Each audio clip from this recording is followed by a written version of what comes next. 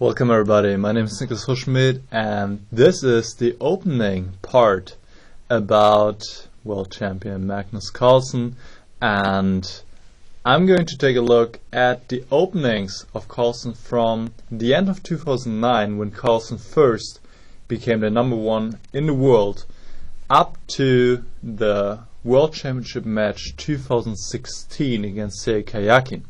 So first of all, a little bit about the structure of this part of this section.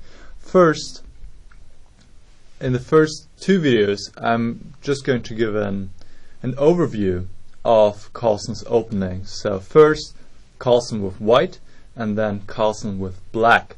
And for both videos, I have a specific theme in mind, and we'll get to this later on. And then I want to specifically look at the World Championship matches. So the match against Anand in 2013 and 14, and then the match against Karjakin, and what openings did Carlsen play in these matches. Again, one video for Carlsen with the white pieces, and then one with him as black. Alright, so for this first video we're going to take a look at Carlsen with white, and my theme here is, when I prepared for these videos, I noticed that there's certain openings Carlsen barely ever has to play against, and when he actually does, it becomes a slight problem in some cases, because he's not as familiar with the rising positions, and he is also not as familiar with the specific variations that are part of the opening. So we'll see some examples of this later on. So in general, what does Carlsen play? Well, as most top players, he can do either way. He can go e4, he can go d4, knight f3, c4. But in general, I would say that his main move, and we'll get to this also when we talk about the World Championship matches, is 1e4. This is, to my mind, it seems, his main option. So before we get to 1e4, let's begin with Carlsen playing 1d4. And now, what are some openings that he barely ever gets to play against? Well, for example, the King's Indian. That's very interesting. King's Indian is just not a common guest at the top level, and then, of course, Carlsen only playing against players, or the same players again and again on the top level. He does play against that much, and here I have a game he played against Timur Rajabov from 2014, and Rajabov is a great King's Indian expert, and Carlsen chose this line here, 5-9 g2, but really failed to make any impact in the opening, and Black had a very comfortable game, and in fact Rajabov went on to win this game. And I think that is due to the fact that Carlsen doesn't play this, or doesn't get to play this a lot with white or with black, and is not as knowledgeable in the King's Indian structures and positions as he is in other openings, like the Ra Lopez or the declined Queen's Gambit, to just name a few. So going all the way back, what else is going on? Well, before talking a little bit more about unusual openings, no, I shouldn't say unusual, because they're not unusual. They're just Carlsen rarely plays against them, that's all. Before we go on talking about that, I want to point out that Carlsen, he doesn't always go for the main lines, let's put it like that. He likes to also surprise his openings, and we'll see this throughout the videos again and again, by playing rare variations. So for example, in the match against Karjakin, he played the Trompowsky here, bishop g5, and he has also employed several times the London system, bishop f4, with success against Giri, Wojciech, Yu Yang Yi. Very successful And just to show you one game here, or the start of one game against Wojciech, and we'll see that White is not obtaining any opening advantage, but that's not the objective of Carlsen.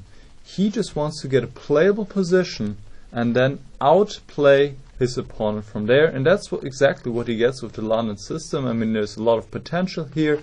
There's not too much risk obviously involved. It's also another factor, and we'll talk about this later on as well. And Carlsen can just play it, and that's exactly, it perfectly suits his playing style. So let's just take stock here.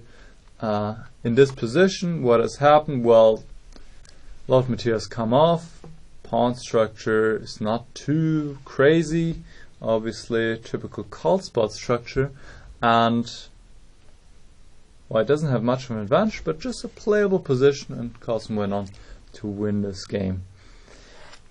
So I just want to point this out real quick, that this is another theme I've seen throughout the years of Carlsen, going for sidelines and just obtaining playable lines, getting the opponent out of the preparation, and then just going from there. It doesn't matter if he's better off the opening or not. What matters is that the positions fit his strengths, his playing style. So what I would like to point out is that in most cases here, just to make that clear real quick, in most cases Carlsen gets either the Nimzo on the board after knight c3, bishop b4, or the declined queen's gambit here after knight f3, d5, and that is an opening that Carlsen is very knowledgeable in, because he also plays it with the black pieces. Alright, let's now switch the focus and go to 1e4 and the openings that Carlsen rarely plays against here. And this is quite interesting. You wouldn't expect so, but the Sicilian and the French are very rare openings Carlsen has to play against. Most of the time, really, it is the move 1e5 that Carlsen also plays himself. And in those positions, Carlsen is extremely knowledgeable in all these Raul Lopez positions.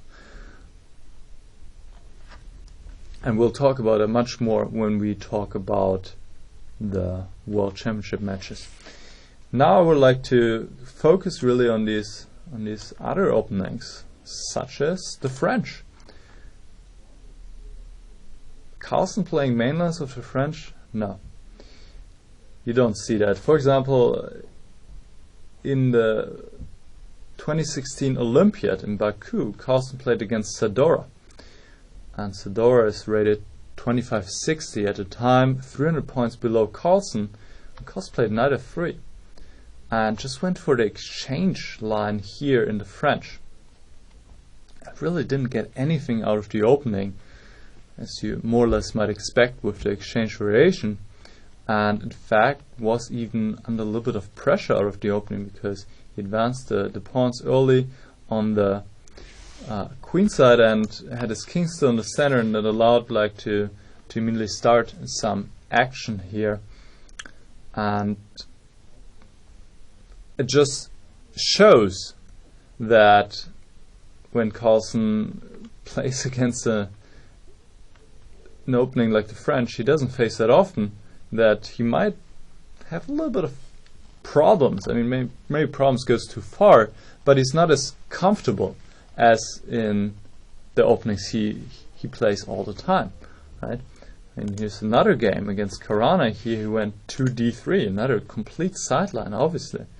Not at all the main French variation, but this more so fits his playing style than the exchange variation, which is, to my mind, very much a surprise for him to play so, because here it's once again a position that is rich. All the pieces remain on the board for now, just like in the Raul Lopez in many cases, and there's a lot of strategic elements involved, maneuvering.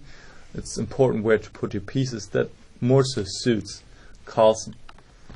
Alright, so that's the French. And what about the Sicilian? Well, you don't see Carlsen going for the open Sicilian that often. And if he does, then he also goes to a quiet line where both sides castle on the same side. So let's see. Knight f3. Now d6.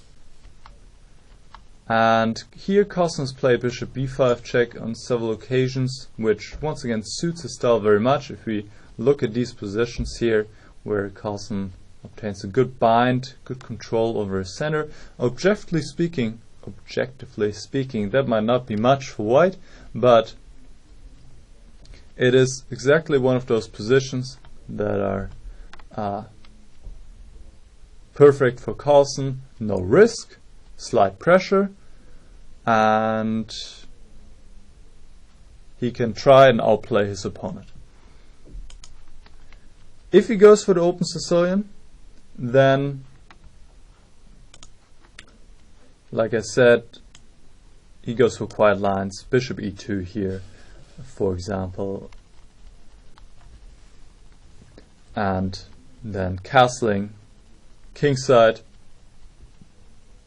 Let's look at one game here against Krishuk from the Single Cup 2015. And it's much more positional game, not so much as you see so often in the Sicilian, where both sides attack, which is the case when you have opposite castles. So one side is castle kingside, the other side is castle queenside, and here it's more of a, well,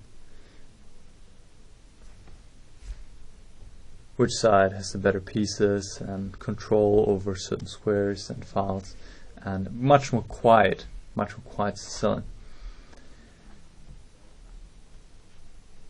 There's one exception though that I want to point out.